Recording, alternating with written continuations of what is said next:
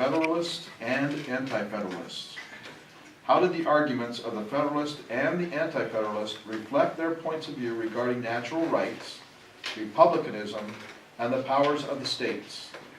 Why are the Federalist and Anti-Federalist debates still relevant today? You may begin. The government shutdown, which took place on October 1st of this year, serves as an excellent example of how relevant the Federalist and Anti-Federalist debates still are today. The main issue causing the government shutdown is an age-old debate that the men like Alexander Hamilton, James Madison, John Jay, Patrick Henry, Richard Henry Lee, Melancton Smith, Robert Yates, and George Mason would not be foreign to as they debated the ratification of the Constitution following the Philadelphia Convention. The heart of the issues being debated today in our capital is how much government control and influence there should be. This is a question that the Federalists and Anti-Federalists debated extensively during the months following the Philadelphia Convention, as they published essay after essay criticizing the opposing side and defending their own views. The government shutdown over the Affordable Care Act can easily be considered an extension of the debate that occurred over 200 years ago during the late 18th century. However, in today's system, the Democrats shared many of their views with those of the Federalists with their push for more government, while the Republicans, specifically the Tea Party, favored the anti-Federalist philosophy of limited government. In Federalist 51, James Madison writes, "In framing a government which is to be administered by men over men, the great difficulty lies in this. We must first enable the government to control the governed, and in the next place oblige it to control itself." The Federalist stance on natural rights is similar to the views discussed by Thomas Hobbes in his book, The Leviathan.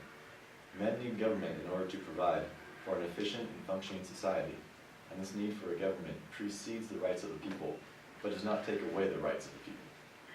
In a speech to the New York Ratifying Convention in 1788, Alexander Hamilton clearly stated the Federalist stance on the powers of the states. This balance between the national and state governments ought to be dwelt on with peculiar attention, as it is of the utmost importance. It forms a double security to the people. If one encroaches in their rights, they will find a powerful protection in the other. Indeed, they will both be prevented from overpassing the constitutional limits by a certain rivalship, which will ever subsist between them. In the majority opinion of McCulloch v. Maryland in 1819, Chief Justice John Marshall references the Federalist and Anti-Federalist debates in regards to the powers of the states by siding with Congress on the basis that the states gave up their ultimate sovereignty by ratifying the Constitution. Though differing on many issues, the Anti-Federalists and Federalists did, however, share a Republican vision that was far less communal and much more individualistic than the classical ideal. Their highest priority was to protect and promote individual rights and liberties, as well as derive the government's power from the people. However, in regards to republicanism, the Anti-Federalists believed that this form of representative government could only exist and succeed in a small, homogeneous community. They believed that a large, diverse nation could not sustain a republic. The Anti-Federalist views of natural rights were built off the views expressed by John Locke in his writings on government and the social contract. The government, according to the Anti-Federalists, only exists for the people, and the rights of the people must always precede the powers of the government. Another contention of the Anti-Federalist views of the form of federal government proposed at the Philadelphia Convention was the powers of the states laid out in Article 1, Section 9. The Anti-Federalists believed that the answer to the problems facing the United States in 1787 would not be solved by drastically increasing the power of the federal government while simultaneously diminishing the power of the states. They fervently advocated for the reduction of federal authority and the state's right to retain sovereignty. They were partially appeased by the inclusion of the Bill of Rights and the 10th Amendment.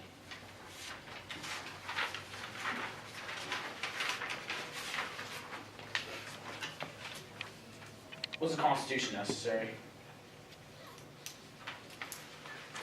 I believe the Constitution was absolutely necessary due to the failures created under the Articles of Confederation following the Revolutionary War. And had we not had this convention, the Philadelphia Convention, and implemented this new Constitution, the United States probably would not have been able to go on under such a system as the Articles of Confederation. As we saw with multiple rebellions taking place, and the federal government not having the authority to be able to go in and stop these rebellions because they were not having a standing army, because they couldn't tax the states, and the states, just the disconnect between what the federal government was trying to accomplish and what the states would essentially allow the federal government to accomplish. Okay, we'll stop. I'm gonna let you continue. Take the term federal government out of Anti-Federalists, or out of the Articles of Confederation, because it wasn't the federal government. Okay.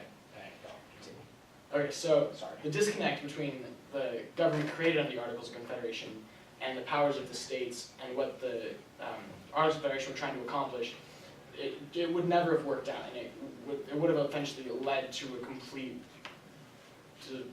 destruction of the nation and the concept of the union that was created under the Articles of Confederation. Men like James Madison saw that in the Articles of Confederation, there were problems such as just the ability to tax states.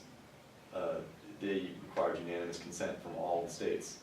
So one state could veto an entire bill in the legislature. So that was a very bad method when you wanted to hold a newfound nation together after a war.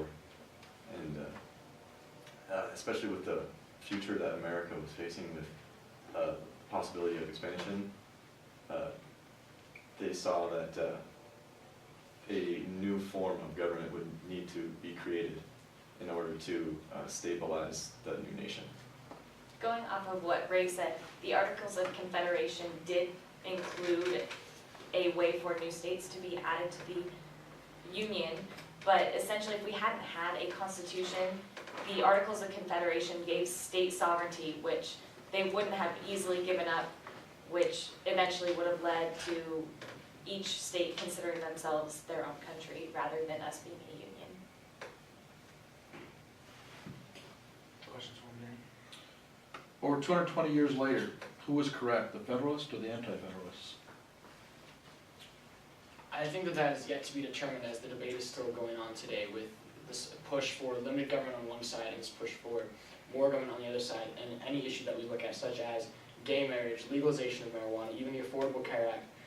There's a constant split, and the most common way is Republicans versus Democrats, with the Republicans advocating for the anti-federal stance of limited government and the Democrats advocating for the federal stance of more government. And totally just lost my train of thought. But someone who won?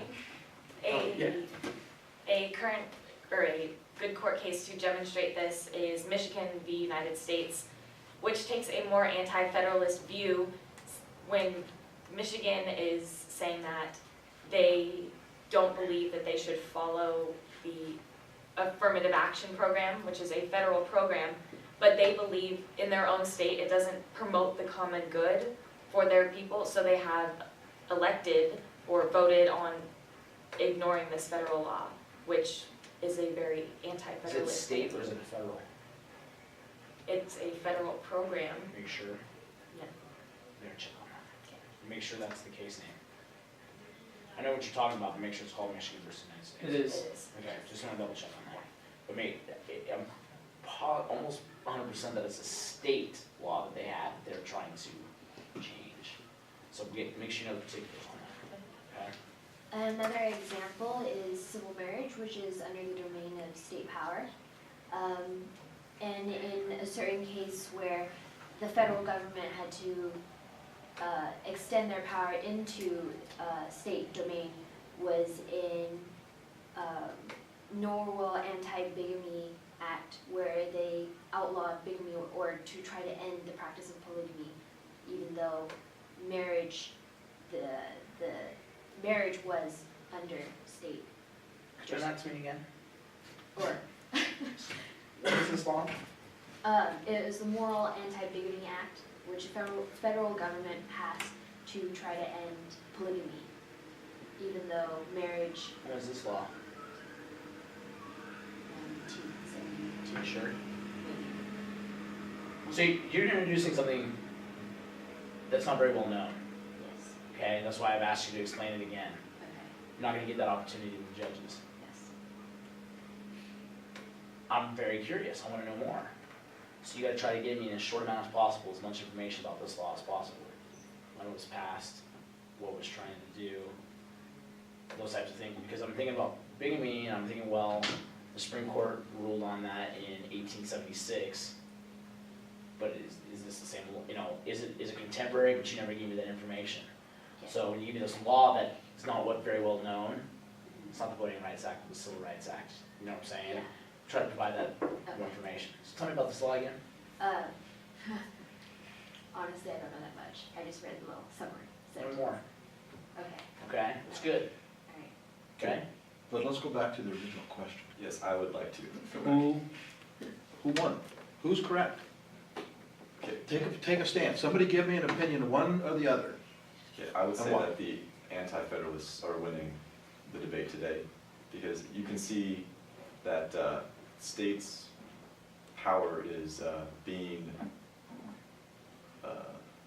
implemented in states such as Colorado and Washington with the legalization of marijuana for recreational use. The state power has trumped that national government power, and the government is not fighting back with use of the DEA as they are in California, who only has medical marijuana being legalized. Why is that? The people haven't voted in California to recreational. Yes, but why is there discrepancy from recreational versus medicinal? Because recreational, anyone can walk into a store. Right, but buy it, why is medical, that, you have to have you a just said prescription. that the federal government's not holding the same standards, isn't that what you just said? Yes, because Why? that's what's happening.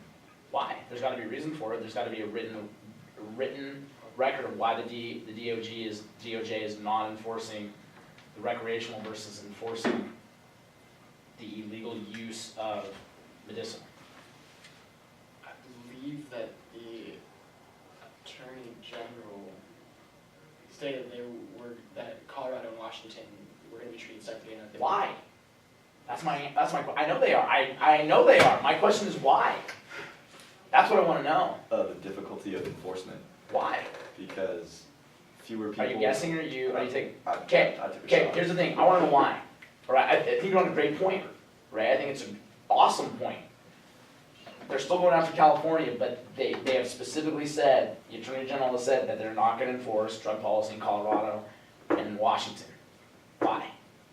Why are they having two separate standards? There's an answer to it, there is an answer to it, I don't know what the answer is, but find out why.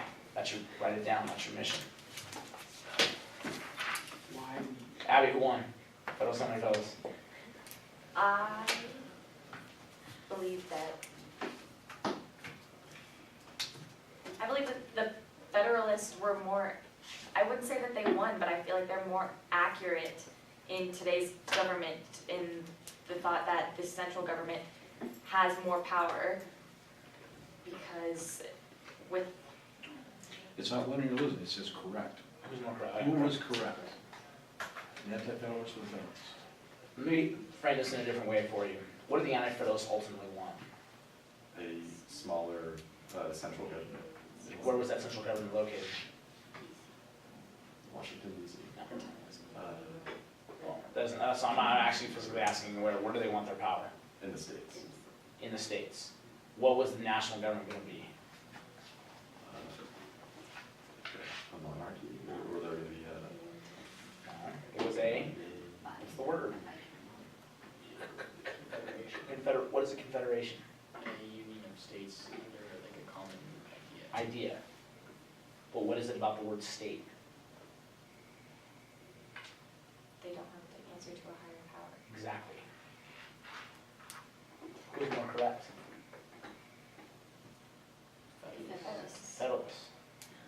Because of the supremacy clause. Okay, now, is the debate still relevant in certain cases? Absolutely.